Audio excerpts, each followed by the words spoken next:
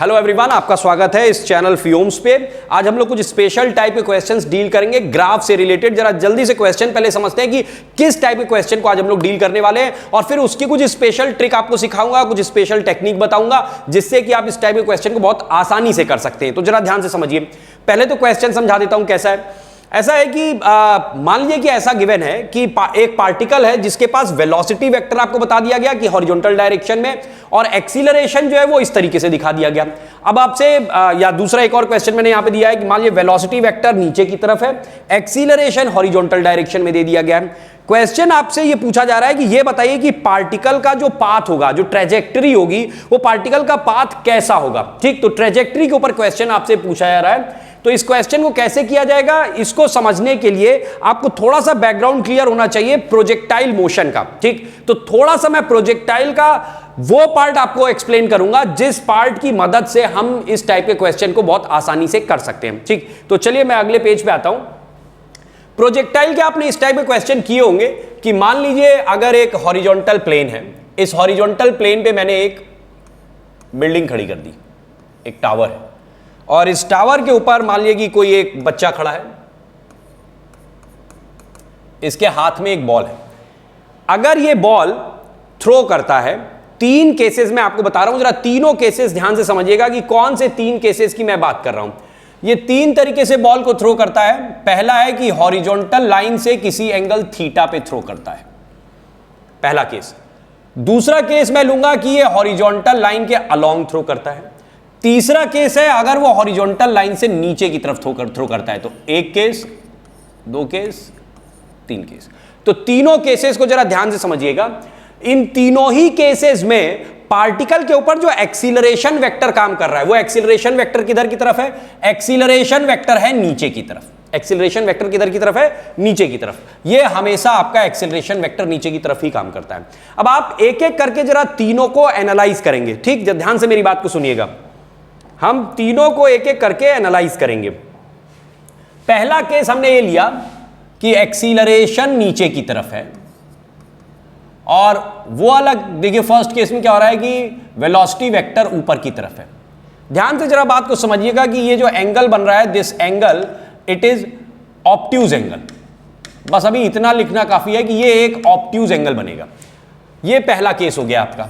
दूसरा केस आपका क्या मैंने बनाया है? दूसरा केस मैंने ये बनाया है कि पार्टिकल के पास वेलोसिटी हॉरिजॉन्टल डायरेक्शन में है, और इसके पास जो एक्सीलरेशन है ये वर्टिकली डाउनवर्ड है, यानी इनके बीच का जो एंगल है वो 90 डिग्री है। ठीक, तो पहला हो गया ऑब्ट्यूज का, दूसरा हो गया आपका राइट एंगल,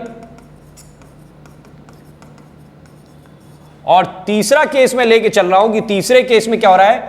आप ध्यान से देखिए, पार्टिकल को नीचे की ओर थ्रो किया गया, यानी कि वेलोसिटी वेक्टर नीचे की तरफ है और एक्सीलरेशन वेक्टर इस तरीके से वर्टिकली डाउनवर्ड। तो एक्सीलरेशन तो हर केस में वर्टिकली डाउनवर्ड है, ग्रेविटी का हमेशा वर्टिकली डाउनवर्ड ही होगा। हाँ, वेलोसिटी वेक्टर आप अपने आप चूज कर सकते हैं। एक बार हमने ऐसे वर्टिकली अपवर्ड, मतलब हॉरिजॉन्टल से कोई थीटा एंगल पे ऊपर की तरफ लिया है, फिर हॉरिजॉन्टल डायरेक्शन में लिया है, फिर नीचे की तरफ लिया है। ये तीसरा केस आपका ये हो गया कि इसके दोनों वेक्टर्स के बीच का जो ये एंगल बन रहा है, this angle is acute angle. Acute angle. तो आप तीनों केसेस को जरा अच्छे से समझ लीजिए। तीन केस हमने लिए, ऑब्ट्यूज का, राइट एंगल का, फिर एक्यूट एंगल का। अच्छा, तीनों ही केसेस में अगर आप देखें कि तीनों केसेस में वो क्या बनता है, पाथ कैसा बनता है। तीनों केसेस का जरा पाथ हम लोग एक बार डिस्कस कर लेते हैं। पहला वाला केस जो है, इस केस में जब हम पाथ कंसीडर करेंगे तो पार्टिकल को वेलोसिटी, जैसे आपने चलिए पूरा ही बना देता हूं, एक मिनट। पार्टिकल की वेलोसिटी कैसी गई है? देखिए, ये बिल्डिंग है, हमने इधर से ऐसे यूं थ्रो किया था, ये वेलोसिटी वेक्टर आपको गिवन था। तो इसका जो पाथ बनेगा वो पाथ देखिए कैसा जाएगा। पाथ हम बनाएंगे, तो पाथ ऑफ ट्रेजेक्टरी ये यूं जाएगी, ऐसा जाएगा, पहला केस। दूसरे केस में जरा पाथ बनाते हैं, कैसा बनेगा, बनाइए। वेलोसिटी वेक्टर जो है अब किस तरीके से दिया आपने, हॉरिजॉन्टल डायरेक्शन में वेलोसिटी वेक्टर दिया है। पाथ कैसा बनेगा, पाथ बनाइए ऐसा, यानी अगर देखा जाए पैराबोला बनेगा, हर केस में पैराबोला बनेगा। आपको ध्यान एक चीज देनी है कि पैराबोला का इस केस में जो पीक है वो थोड़ा आगे आएगा। इस केस में अगर आप देखें तो जो पैराबोला की पीक है वो एग्जैक्टली यहीं पे आ जाएगी। तीसरा वाला केस जब आप बनाएंगे तो तीसरे वाले केस में क्या बनेगा, तीसरे वाले केस में आपने वेलोसिटी वेक्टर हॉरिजॉन्टल से थोड़ा नीचे की ओर ऐसे थ्रो किया है। तो अगर आप देखें तो इसका जो वो बनेगा आपका, है ना,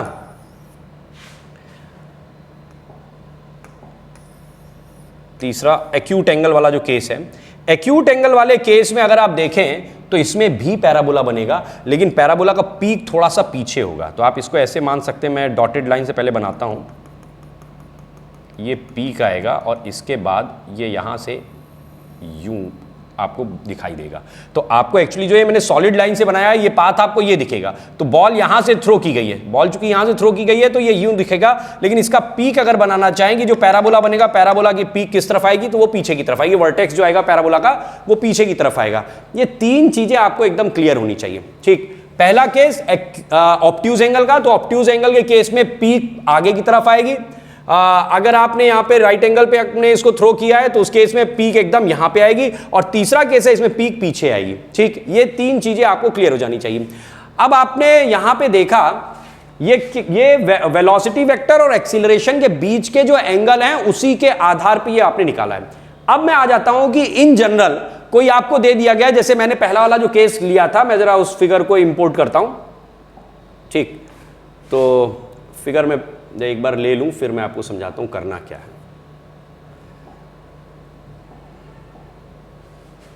पहली फिगर मैंने ये ली है, करेक्ट। एग्जांपल देखिए क्या है, वेलोसिटी इस तरफ दिया गया है और एक्सीलरेशन आपको इस तरफ दिया गया है। हमसे पूछा जा रहा है कि अगर हम इस तरफ की ओर वेलोसिटी देते हैं, एक्सीलरेशन इधर काम कर रहा है, ये बताइए कि इसका वो क्या होगा, पाथ कैसा दिखाई देगा, पार्टिकल किस तरफ चलता दिखाई देगा।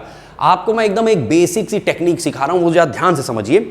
आपको केवल ये ध्यान देना है कि एक्सीलरेशन वेक्टर, जब हम बात करते हैं प्रोजेक्टाइल मोशन में, तो उसमें क्या हो जाता है कि ग्रेविटी की वजह से एक्सीलरेशन होता है और वो वर्टिकली डाउनवर्ड होता है। आपकी जो कॉपी है या रजिस्टर है, उस रजिस्टर को इस तरीके से घुमाइए, कैसे आप फील कर सकते हो वो मैं समझा रहा हूं। इस तरीके से घुमाइए कि एक्सीलरेशन वेक्टर वर्टिकली डाउनवर्ड आ जाए। जैसे मैं तो अपने बोर्ड पे क्या करूंगा, इसको यहां से ऐसे पकड़ूंगा, इसको यूं पकड़ के ऐसे घुमा दूंगा। ऐसे मेरे लिए फील करना बड़ा आसान काम है। तो मैंने इस फिगर को घुमा दिया, एक्सीलरेशन वेक्टर वर्टिकली डाउनवर्ड कर दिया। अब आप देखिए ये वेलोसिटी इस तरफ दिया गया है, ये इस तरफ पार्टिकल की वेलोसिटी और एक्सीलरेशन वेक्टर ऐसे नीचे की तरफ आ गया। अब मैं क्या करूंगा कि सिंपल सी चीज है कि जिधर वेलोसिटी वेक्टर है आप उधर से पार्टिकल को निकालेंगे। ध्यान ये देंगे कि वेलोसिटी वेक्टर और एक्सीलरेशन वेक्टर के बीच में एंगल कैसा बन रहा है। तो जैसा मैं यहां पे देख पा रहा हूं, ये एक ऑब्ट्यूज एंगल है।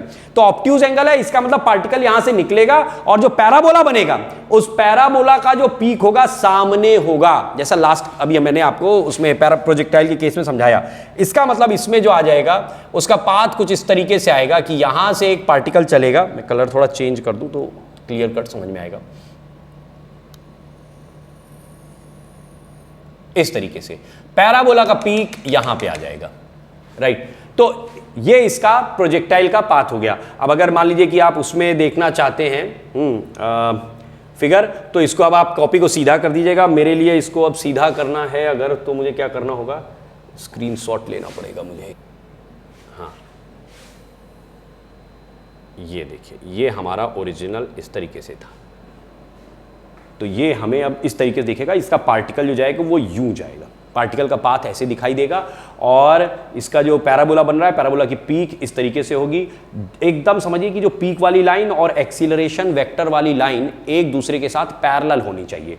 ये आपने एक्सीलरेशन वेक्टर दिखाया था, इधर से ऐसे प्रोजेक्टाइल यूं जाएगा, यूं पैराबोलिक पाथ लेगा और इसका ये डायरेक्शन इधर की ओर होगी, है ना।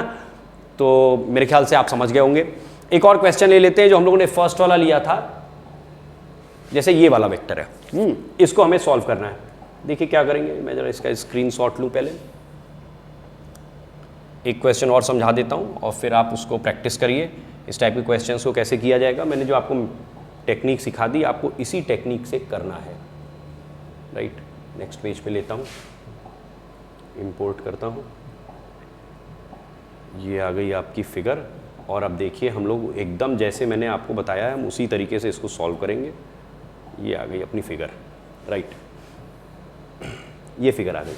अब इसको हमें सॉल्व करना है, तो क्या करेंगे, जैसा मैंने आपको बताया क्या करना है, कुछ नहीं, एक्सीलरेशन वेक्टर को वर्टिकली डाउनवर्ड कर दो तो आपके लिए फील करना थोड़ा आसान हो जाएगा।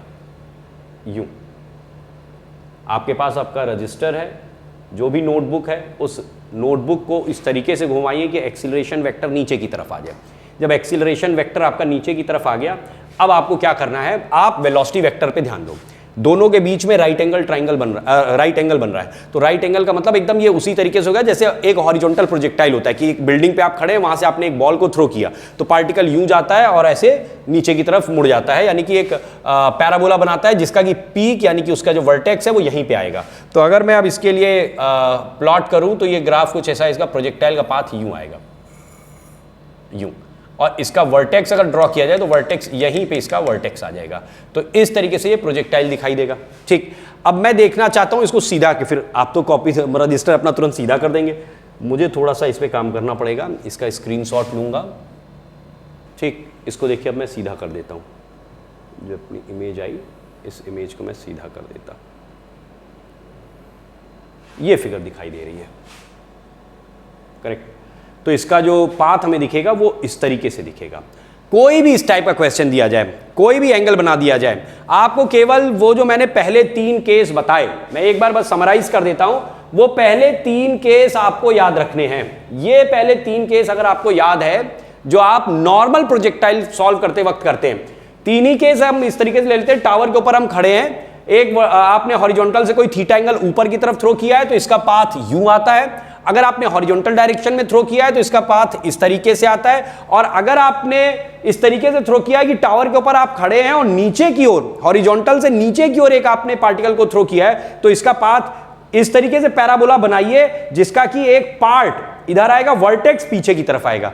तो तीनों केसेस में वर्टेक्स पे ध्यान दीजिए। पहले वाले केस में वर्टेक्स आगे आएगा, दूसरे वाले केस में वर्टेक्स यहीं पे आ जाएगा और तीसरे वाले केस में वर्टेक्स पीछे की तरफ आएगा। तो 3 ही एंगल हो सकते हैं, ऑब्ट्यूज होगा, राइट एंगल होगा या फिर आपका एक्यूट एंगल बनेगा। और इसके बाद आपको सॉल्व करना है जो भी आपको गिवन क्वेश्चन है। जैसे मैंने ये वाला क्वेश्चन लिया था तो उसमें क्या किया कि बस ये वाला गिवन था, इसको आपने घुमा के देखा, इस तरीके से देखा कि आपका एक्सीलरेशन वेक्टर नीचे की ओर आ जाए, जैसे कि आपका नॉर्मल प्रोजेक्टाइल मोशन में होता है। तो एक्सीलरेशन वेक्टर नीचे हो गया। अब आप वेलोसिटी को देखते हुए ग्राफ बनाइए और जो आप डॉटेड लाइन बनाएंगे यानी कि जो पैराबोला के वर्टेक्स को शो करेगा वो आपके एक्सीलरेशन के पैरेलल होना चाहिए।